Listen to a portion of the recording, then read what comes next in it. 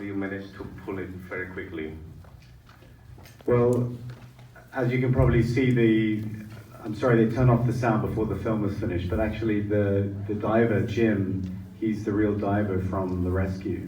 So he's actually the one who pulled out the coach from the real mission. I met him I was actually in Ireland at the time. My father's Irish, so I was spending the summer in Ireland. And I saw the news that there was a diver from Ireland who went to help. And I got in touch with him, and Jim was very friendly, and he said, he was interested in working on this movie with me. So that's really how the project began, was by contacting that diver and him being interested in working with me on the film. And overall, from the preparation, like the script, how long does it take, the shooting days, before you finally go into production?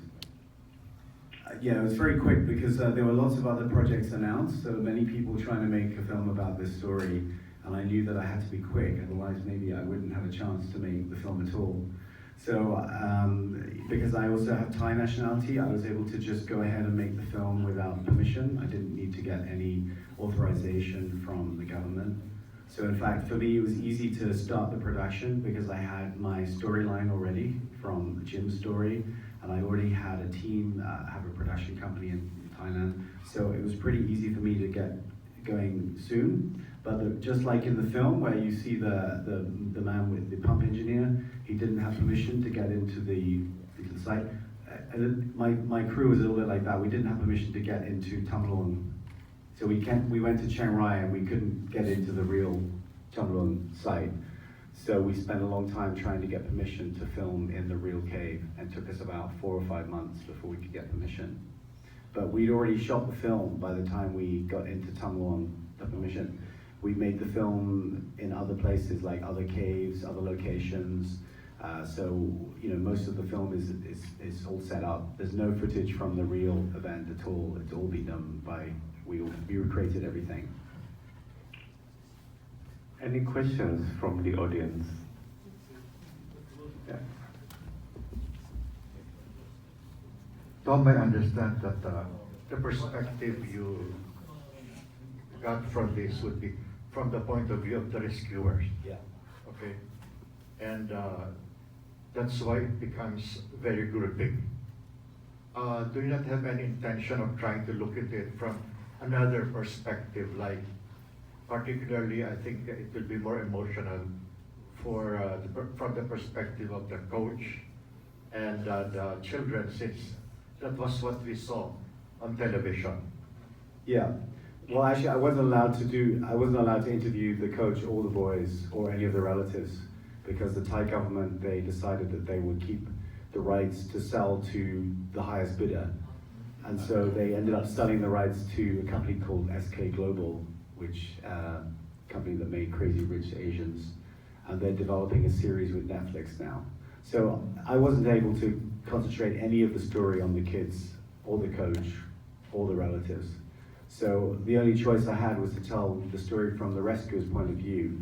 And I thought that would be a better approach for me, actually, because I think the film would have been different. It was 12 boys stuck in a cave with their coach. I think it's a completely different movie, a completely different story.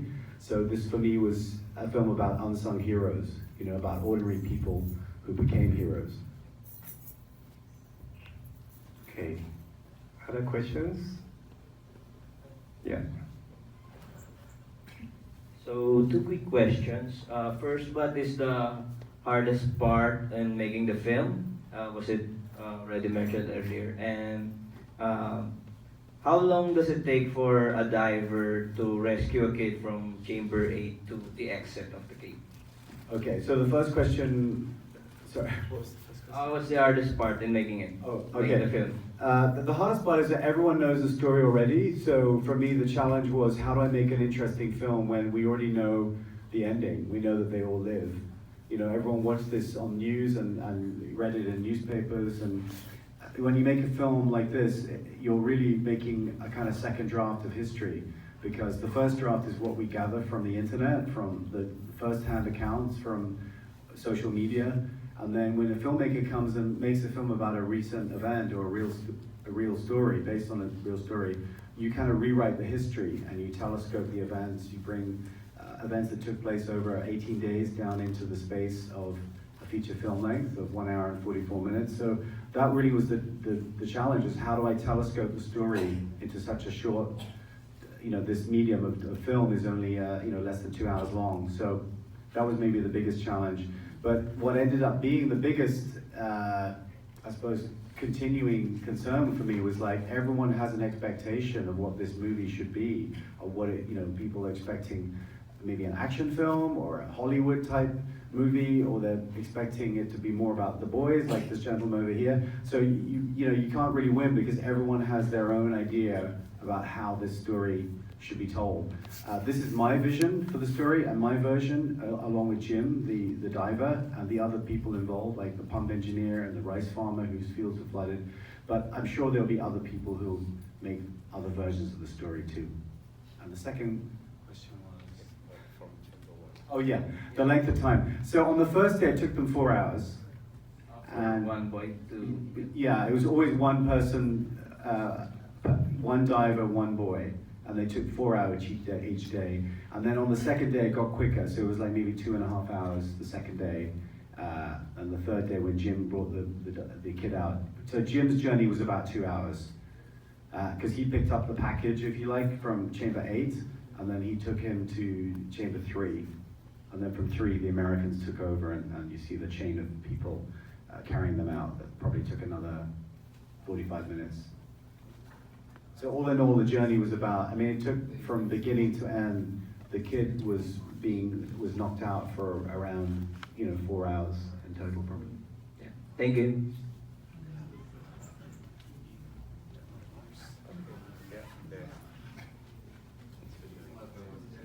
Good evening. Congratulations for your wonderful and amazing film. Thank you. Was this already shown in your country? No one has seen it in Thailand yet. They're waiting. So we showed the film at Busan Film Festival, and then we went on a festival tour to Vancouver in Canada and London Film Festival. So you're the first audience in Asia to see the film. Thailand will see it very soon because we're being released in cinemas on the 21st of November. November 21, commercial release. Yeah, commercial release. Yeah. How many shooting days did you go throughout the shooting or throughout the film? Yeah, so the main principal photography took 35 days, but we had a lot of extra days where we had to shoot additional footage, like drone footage, stock footage of the rice fields, because the seasons change and the rice fields can turn from green to yellow. So we had to shoot all the green fields earlier, and then we had to go and shoot extra scenes afterwards when we got permission to shoot at Tamlorn Cave. So in fact, I can't count the additional days, maybe another 10 or so. So altogether, maybe 45 days to make the film. Did you have any support from your local government? No. Aside from for the funding and all? The only thing that the government did to support me was to not stop me from making the film. All right, congratulations.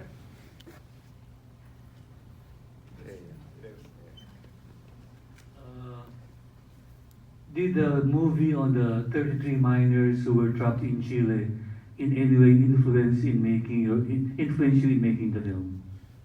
Actually, no, because I saw that movie and that was really, you got to know the characters, you got to know the people inside, and I knew from the beginning that I would not be able to access the kids. So this is kind of the reverse of that story. This is more about the people from the outside, how they tried to help and couldn't get into the site, or the people who flew 6,000 miles to help without even thinking about their families. And in fact, for me, the story is more influenced by kind of films by Paul Greengrass, this director, I don't know if you know him, Captain Phillips, films like that. I wanted to make something a bit more thrilling, because obviously it's shot in a kind of pseudo multi-camera documentary style, reality style, and I didn't want it to feel too much like a documentary. So it is a narrative feature, but you don't really know. The idea was not to know who is real and who is not. because actually there's more than a dozen real rescuers in the film who appear as themselves, and the rest are actors. But the idea was to not to know who's real and who's not real.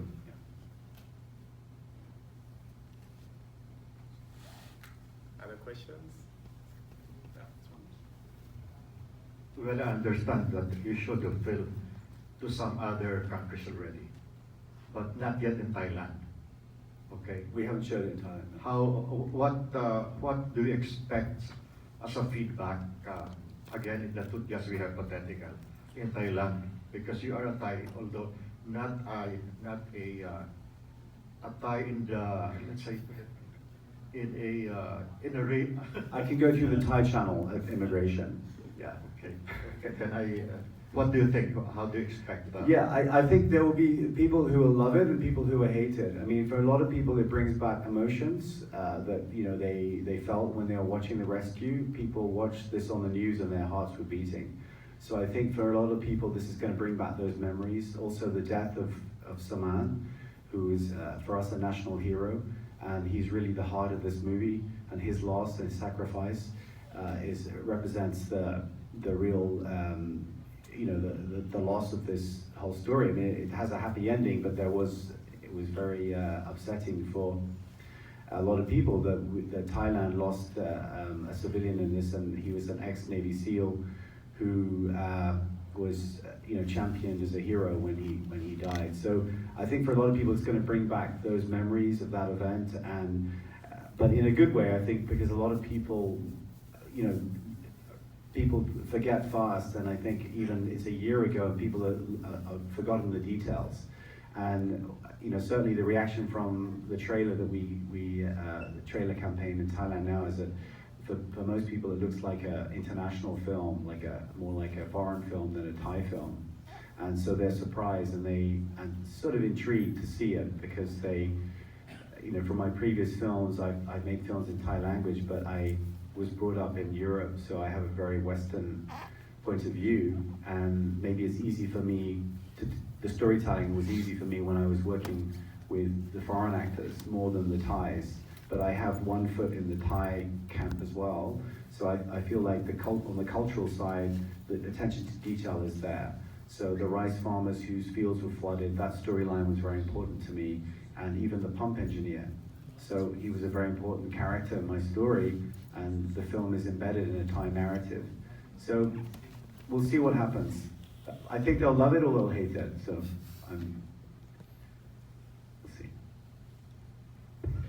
We missed the last interview with the... Yes, I'm sorry about that. Can you summarize what he said? Yeah, I mean, well, after Jim came back, he went through, there was some media attention, and they asked him to be on a chat show on Irish television, and he was just talking about how he in order to focus on the job in hand, because obviously it was very stressful for him. The diving was no problem. He's an expert cave diver, but bringing out these kids, dragging them through the tunnels, sedating them with drugs, and this is something that he never thought that he would have to do. So he was really just talking about how he remained focused during that job, and the chat show host sort of said how in awe he was of him. And then on the Ellen show, you saw the kids chatting to her. So they didn't realize that there were so many thousands of people waiting outside. And they'd only realized when they went to the hospital that all these people, the media attention that created. So, yeah. Sorry about that. It was a nice ending to the film, but it got cut off. Would it be nice to do a follow-up film about 5 or 6 years from now on the kids who were trapped inside the mountain? I would if I could, but the Thai government already sold the rights to Netflix, so you'll have to subscribe to Netflix and watch the TV series they're going to make. Did you enjoy the film, by the way? Yes. I never know.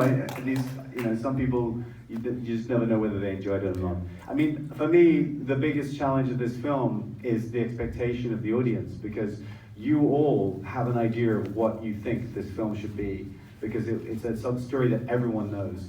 So trying to stick and remain focused to the vision was really the big challenge for me, and one that I don't usually have.